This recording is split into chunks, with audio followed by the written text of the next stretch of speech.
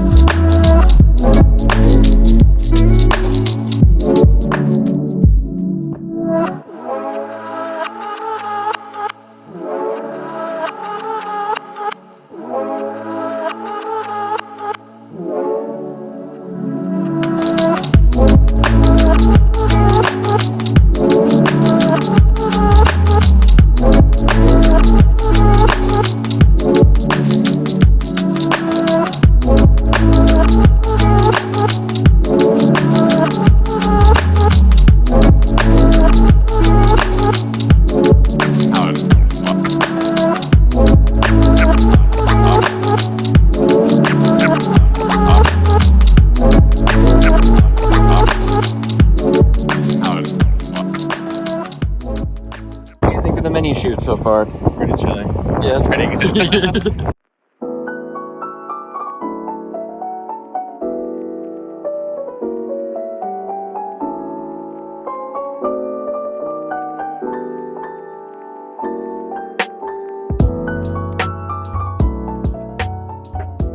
Alright, so what's your name? Ryan Evans.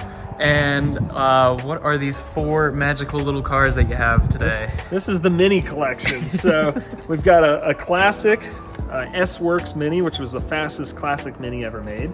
And then in 2006, they came out with the GP model. So this was the fastest of the first generation new style Mini made. And then after that, they created the GP2 over here, which was the second generation, again, the fastest. And then in 2021, they came out with the third generation Mini. So they've done a GP at the end of each model run and made it the fastest, most rare Minis available. And so we started with one, and now we've ended up with four. Who knows when this madness will stop?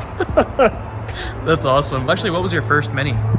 Well, I had a 2002 supercharged regular, and then I had an 04 after that I started to soup up. Okay. And then I kind of get in. The Mini came as a replacement to the GTI for me. I was always a Volkswagen guy, a German car guy, and I had a Volkswagen Corrado and then eventually a bunch of GTIs, and I was just looking for something different and fun to drive. Yeah. And sure enough, I drove a Mini and souped it up a little bit and realized this is a really fun platform to drive. Nice. And then it kind of got out of control. What would you say is your favorite Mini out of the four that you have right now? Oh, they're all so different, but the classic always gets good looks, and smiles and thumbs up. Toughest Harley driver to a small kid, they all just seem to love that classic. So that's really, that's a really special car. It's right-hand drive, of course. So it's just different. The first GP, GP1 with that supercharger sound is just amazing, and it's just kind of addicting. You're constantly going through the gears trying to get that supercharger sound. So that one's really special. It's just a very pure car. The second was much more aggressive. It's got coilovers, adjustable height, all that. So it really set it up for more performance, which was a whole different step up from the first. And then this latest one is just a beast.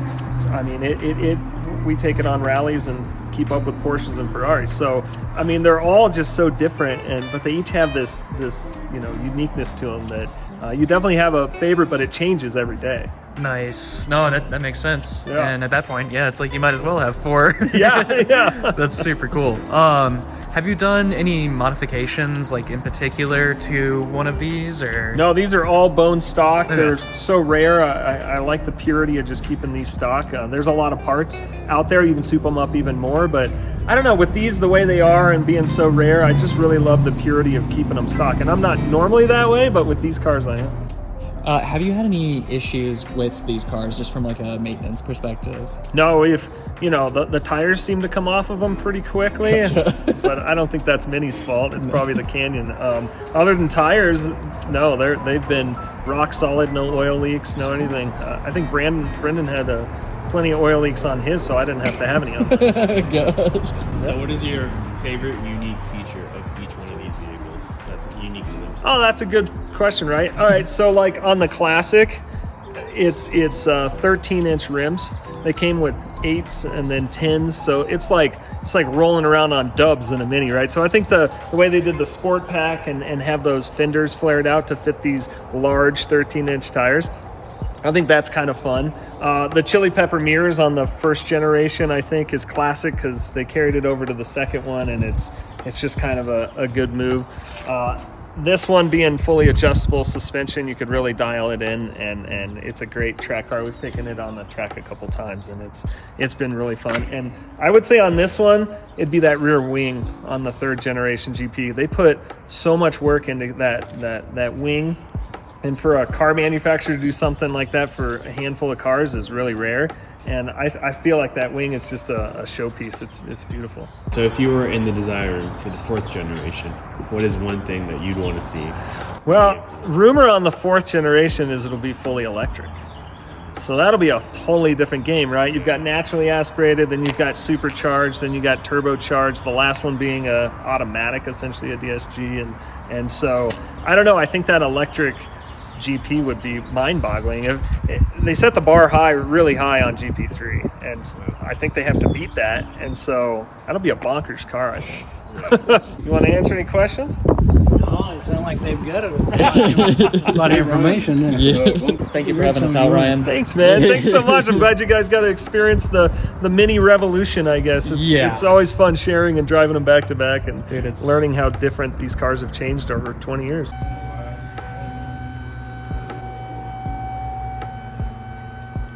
Crazy door.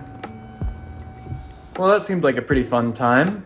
Bunch of Mini Coopers together, cruising through the mountains and going through our old casino town called Black Hawk in Central City. But yeah, thanks to Ryan with Brews Beers for letting us come out to his place and check out those wonderful little machines. I think that's gonna do it for this video, guys. I really appreciate you watching.